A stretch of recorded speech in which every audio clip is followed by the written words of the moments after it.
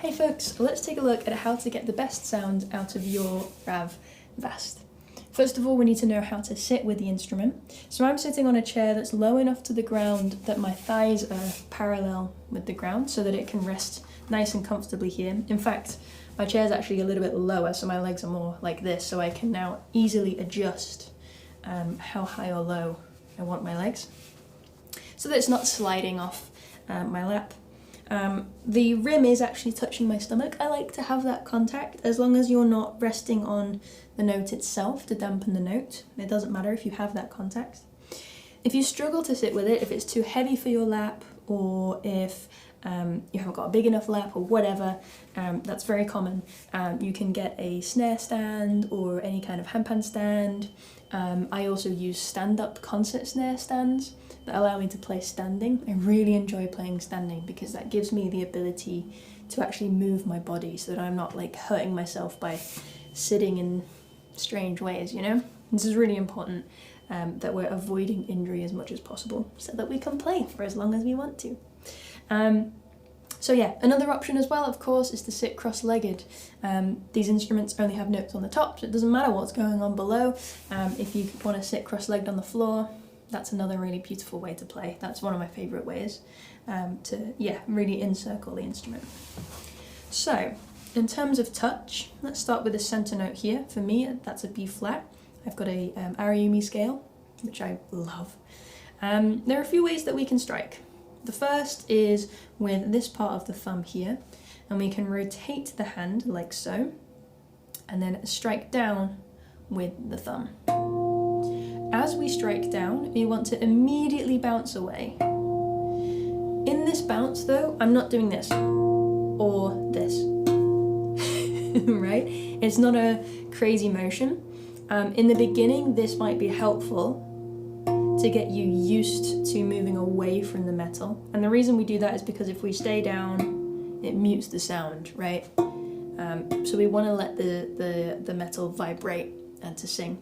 But I'm actually just letting go almost and returning to my home position here on the steel.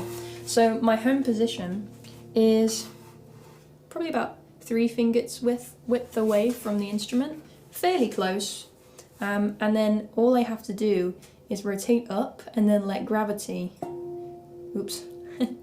let gravity do the work for me here. So I'm not having to like strike down like this. It's not a drum in the same way. We don't really want to be playing from the elbow. It's possible you can, like you would like a djembe. Like that's kind of like that kind of djembe style with all the fingers playing from the elbow. For me though, I really love the sensitivity of the instrument. And I really love that you can get so many nuances in the sound. So I tend to keep a lot of my movement at wrist and finger level, because then there's more subtleties that you can find.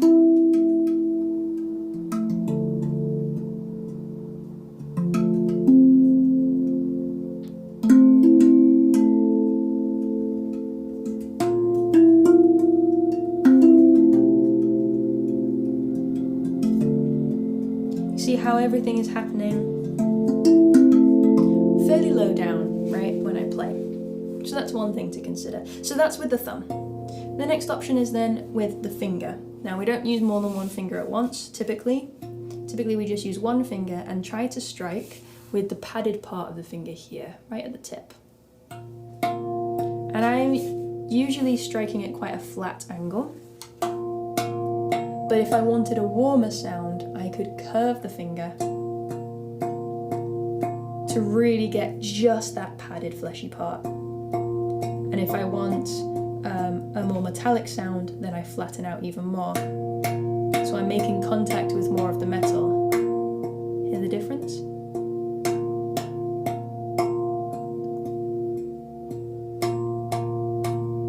So a couple of different nuances in texture there that you can achieve. If the index finger doesn't feel comfortable for you, you can start with the middle finger. A lot of people have a lot more power and control over their middle finger to begin with. But it's good practice over the course of your journey to try and engage all of the fingers if you can. And we'll look at an exercise for that in a moment. Great, so all of what I've just showed you with my dominant hand, you also need to be trying with your non-dominant hand as well, because this is a very evenly sided instrument. So anything that your dominant hand does, your non-dominant hand needs to be able to do as well. It's really important. So we always want to be practicing that. Excellent, so that's strike. Another way that you can strike as well, actually, is with mallets. You don't have to use your hands if it's too if it's too hard for you, if you've got delicate hands and you need to protect your hands, or if you're just looking for a different sound, we can use mallets. Now these are not good quality mallets that I've got right now. These are, anyway, but RAV do provide mallets. These are not RAV mallets. But you can get a warmer sound with these. Again, notice that I'm not striking it hard. It's so loud without having to do much work. So I'm just dropping, just letting gravity help me drop the mallet from about 3 fingers width away from the instrument.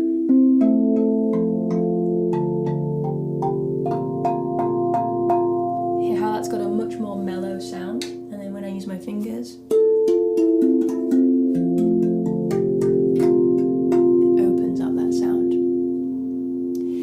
next thing that we need to consider is orientation. Typically, when playing the RAV Vast, we have the word Vast that you can see cut into this middle tongue here, facing us. That then allows for the lowest note in the outer circle to be the first one in front of us. So then when we play the scale, right in front of you, left to the side, right, left, right, left, right, left. Just makes a lot of sense, starting with the lowest here. A lot of people don't do it that way though.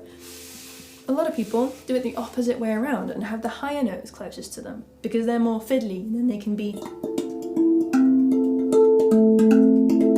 They feel more comfortable with them close to them. So that's entirely up to you. Of course, depending on what you're composing, if you want to get inspired and try and find new ways to improvise and get different melodies out of your instrument, you can put it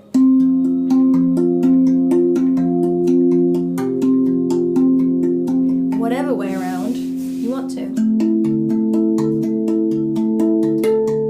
I just played exactly the same pattern but swapped around, right? So it inspires different things, different ideas. So experiment with that. But the most important thing is to have an understanding and awareness of exactly where these notes are laid out and how they relate to each other. So one thing I like to do when I first get a new scale, a new instrument, is to just practice playing up and down that scale so I can really listen to it, really feel the relationship between the notes so that I'm preparing myself for when I eventually do want to compose or improvise. So we'll start first with the center tone with the left hand. Then we move to note 1 with the right, note 2 with the left, 3 with the right, 4 with the left, 5 with the right, 6 with the left, 7 with the right, and 8 with the left.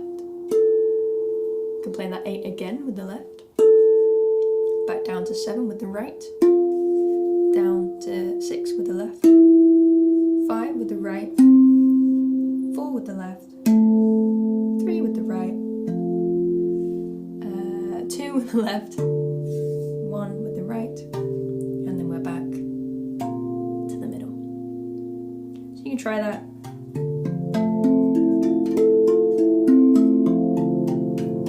A few times.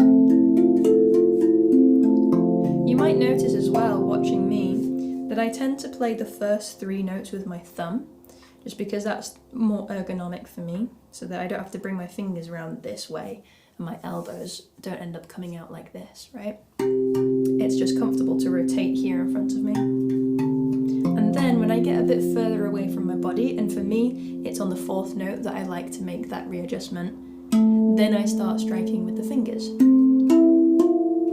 Because the fingers, again, if I just rest my hands on the instrument in front of me, what makes the most sense to play the notes furthest away? The ones that naturally land furthest away, right? And the fingers, or the thumbs rather, that land close to me, it makes sense to play the notes closest to me with those. Then I don't have to move as much. Another way to get even more intentional with that scales exercise and to really understand the instrument a little bit more is to take just one hand and choose one finger. I'm going to use my index and practice the scale this way. So then I have to actually move across the instrument. So now I'm practicing that movement, getting that muscle memory into my body so I can truly understand what direction I need to go in to move up and down. Now with the other hand.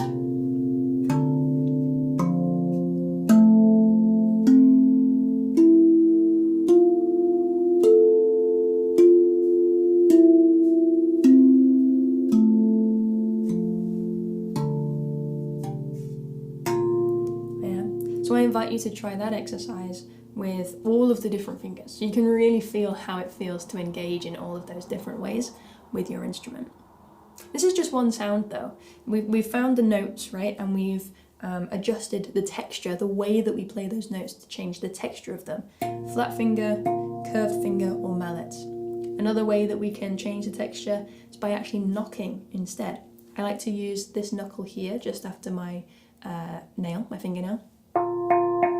Gives you a completely different sound.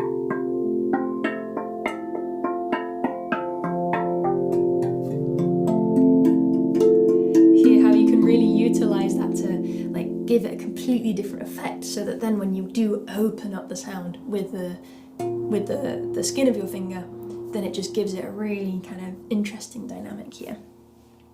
That leads me on to percussion then. So you can strike this instrument outside of the notes to get a more percussive sound. So I like the knock, go gentle with it, it's loud enough even when you go gentle. Or slap, so I'm using more of the skin of my finger, I could even use two, and I'm striking as far away from the notes as possible just to get that metallic sound. You could even go underneath.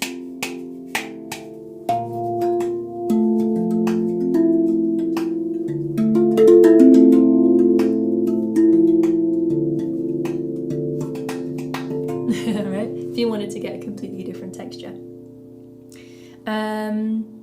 Yeah, so another way that we can, another thing that we need to think about is how we're actually controlling the sound, right? So there's so many nuances to this instrument. There's so many harmonics just kind of flying around. It's incredible. This is why it's perfect for meditation and that kind of thing.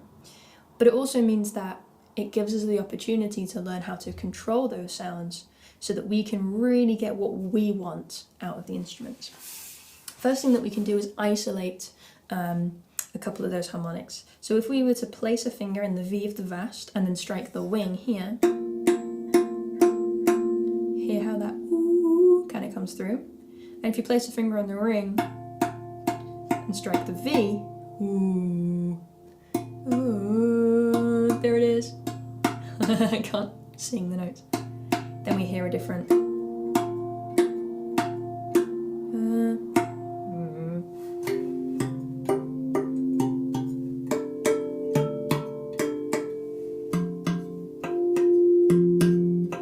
that one's really prominent. Ooh, hear that? These higher ones are easier to engage with.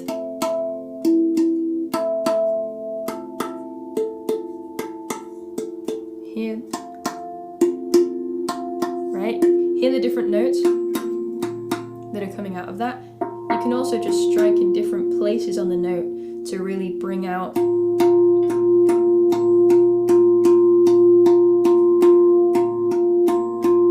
those different elements even within the full sound. That takes a little bit more of a sensitive ear to really be able to pick out those different notes. So if this is your first time with the RAV and you can already hear them, that's amazing. So isolating the harmonics is one way that we can control the sound. Another way that we can control the sound is by dampening the notes. So we strike and then we dampen. This will come in so helpful if you want to play a little faster and you want to avoid the sound just really filling the whole room, right? You can start to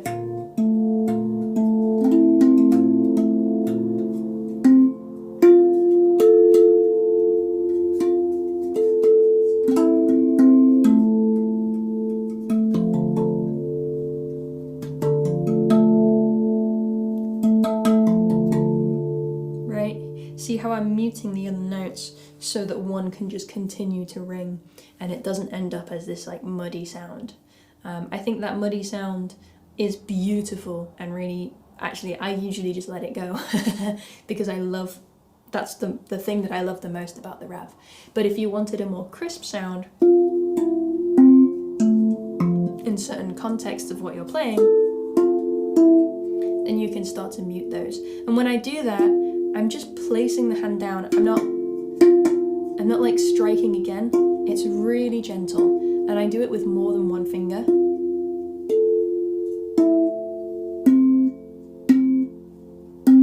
So that it has more of an effect. Of course, you can just play muted like so. So I'm actually striking it as though I would normally strike, but I keep the finger down on purpose.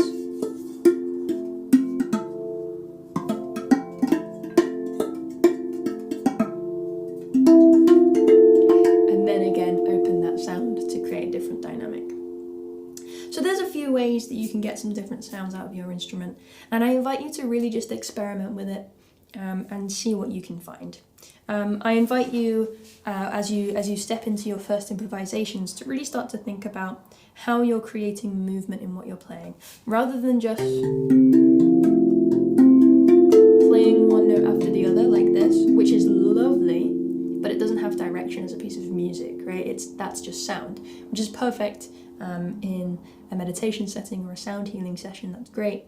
But if you wanted to create some more intention and movement in your music, and you can start to think about dividing your instrument into lower notes and higher notes, right? So say I use these 3 low notes to create some kind of structure. I'm just moving between these 3 notes, one after the other. I'm playing one of them twice in a row to add up to 4, because 4 is a very familiar number in music. Then, it doesn't matter what I do over here, I've got some structure to make it sound musical.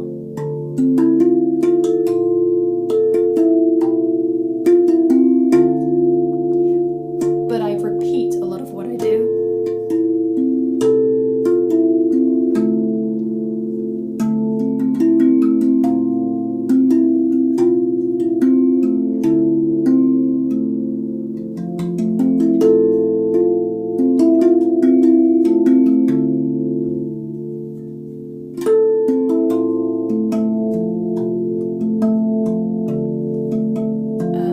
Once I step away from playing everywhere and I just play 1 or 2 notes, suddenly it's not as impressive technicality wise, but it sounds loads better. It's more musical.